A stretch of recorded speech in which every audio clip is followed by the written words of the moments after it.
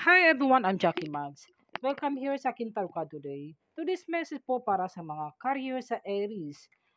Ito'y pamanggabay lamang pito na sa taas ng ating pagtiwala sa ating Panginoon at be minded po sa ating mga readings. Okay, here we go. Nine of Wands, the Page of Wands, at the Two of Cups. So may mga challenges na mga hamon sa buhay na lagpasan mo na. Protect what you have created.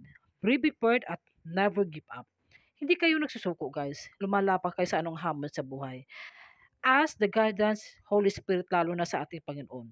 Kung ano yung mga environment sa paligid mo, sa kasamaan mo sa trabaho, pwede ito sa family, sa negosyo, kailangan may kasama ka rin, magkibakumbaba. Kasi some of you, mga impatient kayo eh.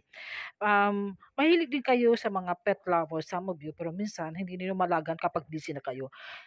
Then, ipagpatuloy mo ang mga pangarap sa buhay mo hanggang sa makuha mo ito. At some of you, hindi kayo napapagod at gusto niyo kasi nagtatrabaho kayo at takot kayo mawala ng pera. Some of you, o lalo na sa trabaho din.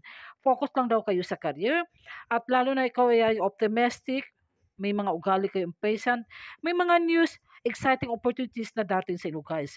I-allow mo daw yung sarili mo, kung ready ka na, do things that power your passion. Be passionate lover, passionate workers, and finish what you start. Pinatapos mo yun.